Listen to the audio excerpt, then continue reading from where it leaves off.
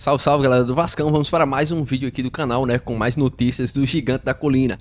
Pessoal, saiu agora há pouco, né, uma reportagem falando sobre o futuro da Vasco SAF. O presidente Pedrinho, né, deu declarações muito importantes, né, sobre os próximos passos a serem tomados. O Pedrinho acabou falando também, né, sobre enxugar os gastos, né, diminuir os gastos da equipe. Galera, tudo isso e muito mais aqui no canal. Fica até o final do vídeo para você saber que eu vou trazer todas essas informações nessa reportagem para vocês.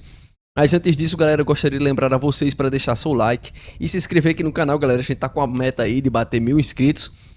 Estamos com 700 e um pouquinho aí.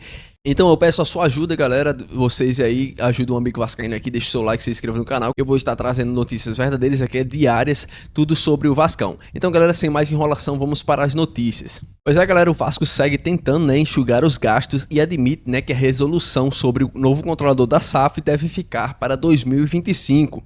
Passado quase um terço dos 90 dias de suspensão da ação judicial e da arbitragem da FGV, o Vasco ainda vê pequenos avanços pela venda das ações da 777 Partners, antiga parceira do clube na SAF do futebol. Houve conversas com potenciais interessados, mas por enquanto não há propostas na mesa da ACAP, a seguradora que assumiu o espólio, né, da empresa americana após a 777 declarar falência, o que se explica também pela complexidade da negociação. A ACAP, né, detém os 31% da 777 Partners e o Vasco 30%, referentes ao acordo, né, de acionistas de 2022. Mas há ainda, né, os 39% que estavam em discussão na arbitragem na FGV, paralisada antes do seu início por pedido do clube e da seguradora. Internamente, os dirigentes do Vasco, né, admitem que a resolução para a venda das Vasco SAF deve ficar para o ano que vem. Inicialmente, a movimentação do Vasco era pela rescisão de contrato de investimento e do acordo de acionistas com a 777 Partners, enquanto os americanos queriam a retomada do controle e do contrato assinado em 2022. A diretoria de Pedrinho alega diversos descumprimentos, né, de contratos e outras irregularidades, como atrasos e operações que seriam proibidas. Uma delas, a triangulação financeira feita pela 777 Partners com a retirada de dinheiro do Vasco para a empresa, né, coligada do grupo 777. Ou seja, né, mais uma empresa aí que é gerida pela ACAP.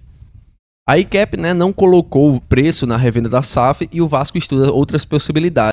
A diretoria vascaína mantém contratos com representantes da ACAP no Brasil e o cenário vai depender até de possível desvalorização de mercado do preço da SAF. O acordo original previa 700 milhões em investimentos por 5 anos e mais 700 milhões em pagamentos de dívidas. Ou seja, caso a ACAP analise ofertas mais baixas, nem mesmo o movimento do clube para a recompra de ações é considerado impossível. Ou seja, caso a ACAP analise ofertas mais baixas, nem mesmo o movimento do clube para a recompra de ações é considerado impossível, o que é defendido por correntes políticas no clube, mas considerada tarefa difícil, né, pela falta de recursos de um clube que está há anos, né, numa crise financeira como estamos o Vasco. Porém, né, diante de tudo isso, o Pedrinho garantiu as contas em dia. Pedrinho e seus pares, né, querem a manutenção do futebol nas mãos de uma SAF, não importa a resolução para o imbróglio com a sua antiga parceira. O Pedrinho e seus pares querem a manutenção do futebol nas mãos de uma SAF, não importa a resolução do imbróglio com a sua antiga parceira. Em recente manifestação do Conselho Deliberativo do Vasco, ele assegurou que conseguiria fechar o ano de 2024 com os salários em dia, o que também dizia nas primeiras manifestações após a limiar na justiça contra a 777. Abre aspas. Caso a gente entre e já tenha um colapso financeiro, pode ter certeza de que o salário estará em dia. O cenário que imaginamos dentro da Vasco SAF é que tenha receita para giro. Meu comprometimento é que, se não tiver, eu honro com os salários em dia e com todas as despesas mensais do Vasco, afirma ainda em maio, né, o presidente do Vasco. O Vasco mantém acordos no regime centralizado de execuções em processos trabalhistas e cíveis, e também junto à Procuradoria-Geral da Fazenda Nacional. Recentemente atrasou alguns dias o RCE, um quadro que pode se repetir com as dificuldades no fluxo de caixa. Sem o aporte de setembro da 777, no cronograma de investimentos, o clube receberia cerca de 300 milhões de reais neste mês. A situação financeira está longe de ser tranquila e o início de 2025 é preocupante quando se somam as possibilidades de um transfer ban da FIFA por não pagamento, né, do Puma Rodrigues e do Paulinho Paula, e ainda a escassez de recursos no primeiro trimestre com o Campeonato Carioca. Mas a diretoria vascaína busca equilibrar as contas com algumas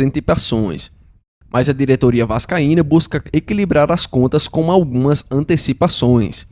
Uma delas foi o recebimento de parcela de um pouco mais de 40 milhões da venda de Marlon Gomes. Outra é a verba garantida, né, pelo avanço na Copa do Brasil. Somados os valores recebidos pelo Vasco até as semifinais, pela primeira vez em 13 anos, né, o clube já embolsou 22,85 milhões com a participação, né, na competição nacional de 2024.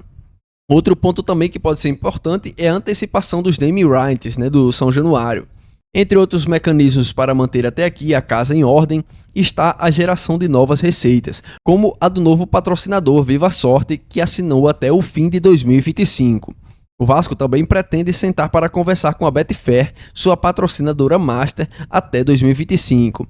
E tem no horizonte a renovação ou troca do material esportivo. O contrato com a capa foi estendido até maio do ano que vem.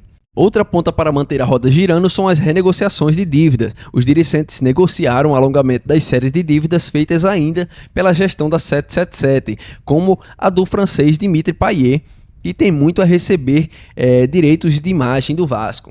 Os dirigentes calculam que essas renegociações e demais operações deram um fôlego de até 4 meses e diminuíram significativamente o custo mensal do clube e da SAF, que já beirou os 40 milhões de reais mensais.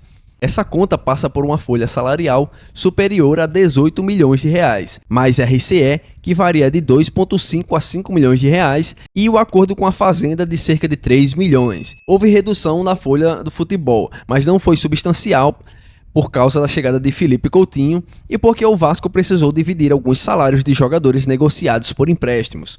Uma possibilidade levantada pela atual gestão era a venda dos naming rights no novo São Januário. O empresário, né, o José Roberto Lamáquia, o dono da Crefisa, acenou com interesse, né, pela compra dos nomes ainda na campanha do Pedrinho à presidência, mas recusou a investir numa possível antecipação de recursos via Crefipar, o grupo Crefisa.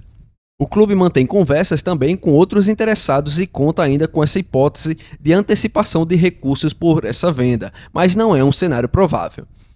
A venda de jogadores deve ser uma peça fundamental nesse quebra-cabeça. Há possibilidades tanto de atletas que estão no clube, como o jovem Ryan, convocado com um destaque, né, recente na seleção sub-20, como daqueles jogadores emprestados, casos do argentino Orellano, o chileno Palacios e do brasileiro Cleiton. Então, pessoal, é isso, né? O que é que vocês acham dessa atual situação financeira do Vasco? Essas negociações, o Vasco não recebeu, né, o aporte como deveria receber agora de 300 milhões, né, pelos descumprimentos, né? A 777 quebrou e por isso a gente está nessa complicação, né? Houve também essa triangulação que foi falada, né? Como vocês sabem, o Vasco vendeu o PEC, né? Vendeu vários crias o ano passado e o dinheiro simplesmente sumiu. Coisa que era para estar. O Pedrinho, né? Quando foi assumir, ele esperava os caixas de outra forma, né? Porém, quando eles assumiram, o Vasco estava com os caixas vazios.